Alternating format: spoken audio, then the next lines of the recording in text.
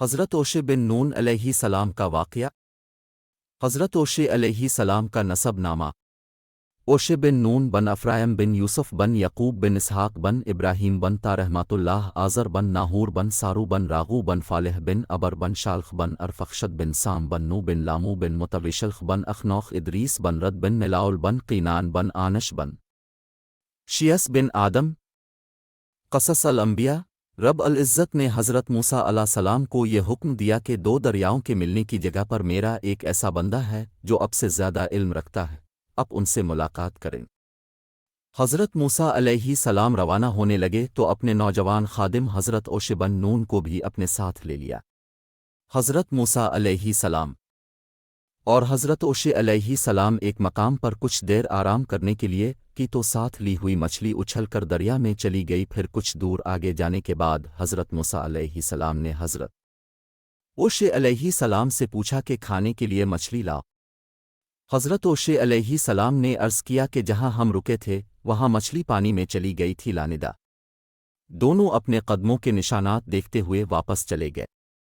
فرمان الہی ہے اور یاد کیجیے جب موسیٰ علیہ السلام نے اپنے نوجوان خادم اوشے بن نون علیہ السلام سے کہا میں تو اس وقت تک چلتا ہی رہوں گا جب تک دو دریاؤں کے ملنے کی جگہ نہ پہنچ جاؤں، خواہ مجھے برسوں ہی چلنا پڑے۔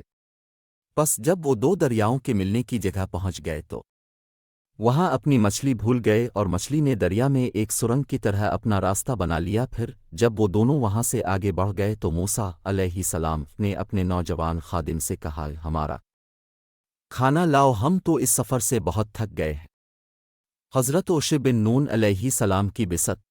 حضرت موسیٰ علیہ السلام نے اپنی زندگی کے آخری ایام میں انہیں اپنا جانشین بنا دیا۔ اللہ رب العزت نے حضرت موسیٰ علیہ السلام کے بعد حضرت اوشے بن نون علیہ السلام کو نبوت عطا فرمائی۔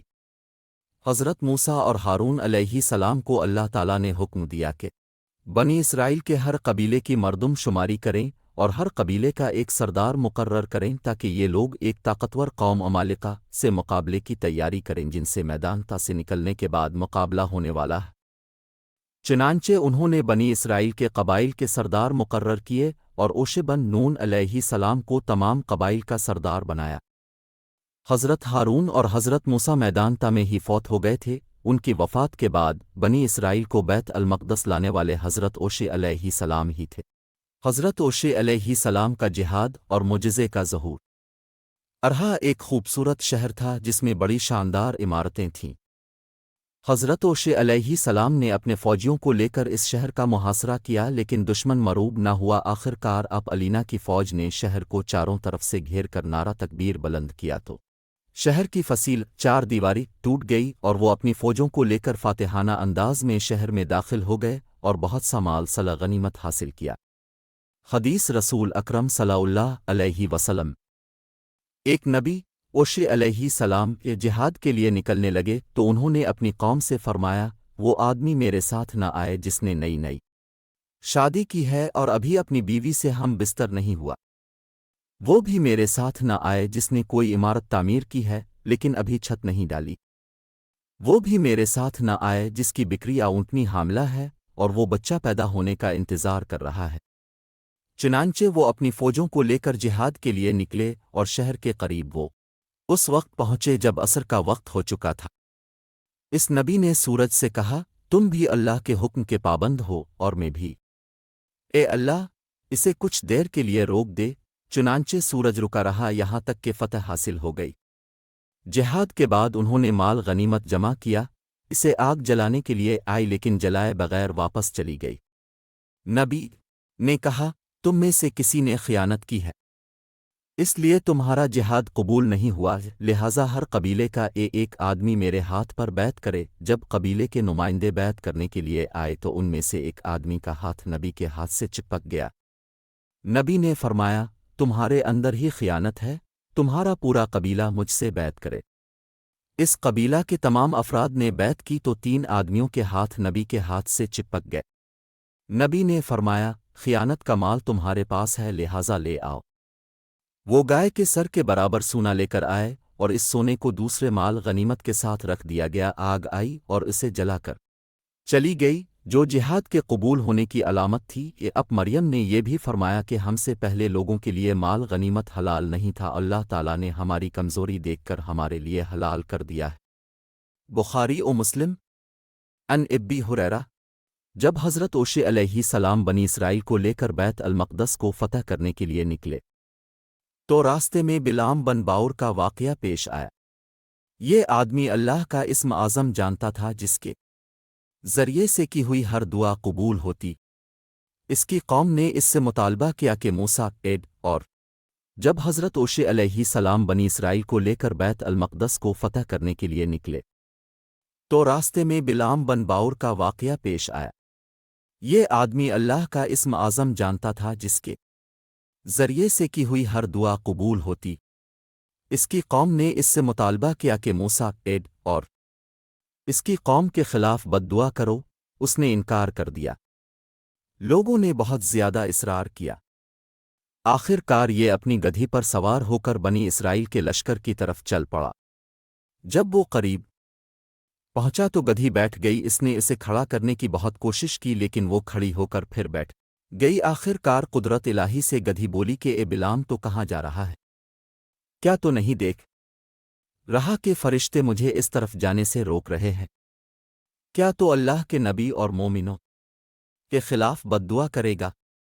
وہ پھر بھی گدھی سے نیچے نہ اترا اور اسے مار پیٹ کر آگے چلانے کی کوشش کرتا رہا۔ آخر کار وہ چل پڑی۔ جب وہ حسن نامی پہاڑ کے قریب پہنچا اور موسیٰ علیہ کی قوم کو دیکھا تو بد دعا کرنے لگا، لیکن اس کی زبان اس کے قابو میں نہ رہی۔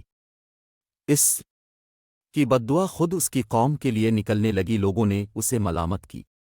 اس نے کہا، میں کیا کر سکتا ہوں؟ میری زبان سے یہی کچھ نکل رہا ہے۔ پھر اس کی زبان لمبی ہو کر سینے سے لنگ گئی۔ پھر اس نے قوم سے کہا، میری تو دنیا بھی برباد ہو گئی اور آخرت بھی۔ اب موسیٰ علیہ کی قوم کے خلاف کوئی مکر و فریب ہی کیا جا سکتا ہے۔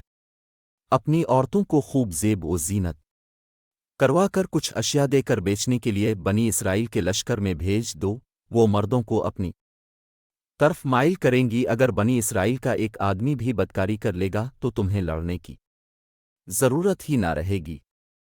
قوم نے اس کے مشورے پر عمل کرتے ہوئے اپنی عورتوں کو بنی اسرائیل کے لشکر میں بھیج دیا۔ ایک اسرائیلی سردار نے ایک عورت کے ساتھ خلوت کی۔ اسی وقت اللہ تعالیٰ نے بنی اسرائیل پر طاعون کی وبا بھیج دی۔ جب معلوم ہوا تو بنی اسرائیل کے ایک شخص نے اس خیمے میں جا کر دونوں کو قتل کر دیا اور کہنے لگا، اے اللہ، ہم تیرے نافرمانوں کے ساتھ یہ سلوک کرتے ہیں۔ پھر طاعون کی وبا ختم ہو گئی۔ تفسیر ابن کثیر۔ فرمان الہی ہے۔ ترجمہ۔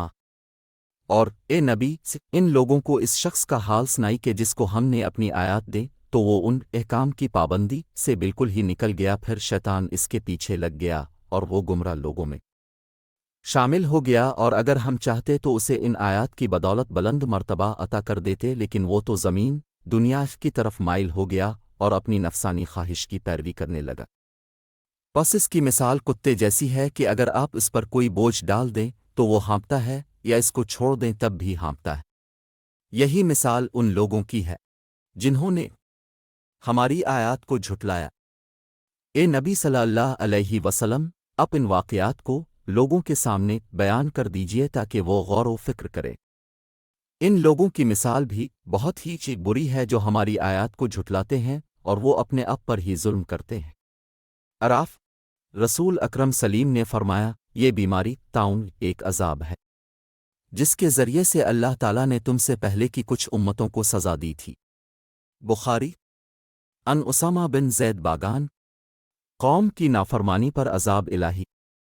جب حضرت عیسی میری قوم کو لے کر بیت المقدس کے دروازے پر پہنچے تو انہیں حکم دیا کہ شہر میں سجدہ کرتے ہوئے یعنی عاجزی کے ساتھ رکوع کی حالت میں جھک کر داخل ہوں اور اللہ تعالیٰ کا شکر ادا کرو کہ اللہ تعالیٰ نے وہ عظیم فتح عطا فرمائی ہے جن کا ان سے وعدہ کیا تھا، لیکن وہ شہر میں بڑے غلط انداز میں داخل ہوئے۔ فرمان الہی ہے۔ ترجمہ۔ اور جب ان بنی اسرائیل کو حکم دیا گیا کہ اس بستی بیت المقدس میں آباد ہو جاؤ اور جہاں سے تمہارا جی چاہے کھاؤ اور ہمیں معاف کر دیجئے کہتے رہو اور سجدہ کرتے ہوئے بیت المقدس کے دروازہ میں داخل ہو جاؤ، ہم تمہاری خطائیں معاف کر دیں گے، نیک کام کرنے والوں کو ہم اور زیادہ اجر دیں گے۔ ان میں سے ظالموں نے اس کلمہ حضر ہی کو بدل ڈالا جسے پڑھنے کا انہیں حکم دیا گیا تھا۔ ہم نے ان کے ظلم کی وجہ سے ان پر آسمان سے عذاب بھیج دیا۔ اعراف 7 آیات 161 162۔ مزید تفصیل کے لیے پڑھیے البقر 2 آیات 58-59۔ رسول اکرم صلی اللہ علیہ وسلم نے فرمایا، جب اللہ تعالیٰ نے بنی اسرائیل کو حکم دیا کہ شہر کے دروازے میں سجدہ کرتے ہوئے داخل ہو اور زبان سے یہ کہو کہ ہماری خطائیں معاف فرما دیں، وہ سرین کے بل گھٹے ہوئے اور زبان سے یہ کہتے ہوئے داخل ہوئے، اللہ تعالیٰ کی کتاب تورات کے مطابق چلاتے رہے یہاں تک کہ آپ 127 سال کی عمر میں اس دنیا فانی سے رحلت فرما گئے۔ اس طرح کے سبق آموز قصے کہانیاں اسلامی واقعات دیکھنے اور سننے کے لیے ہمارا چینل ببو گوشا ٹی وی کو لائک کریں، چینل کو سبسکرائب کریں اور گھنٹی کے نشان کو ضرور دبا دیں۔ شکریہ۔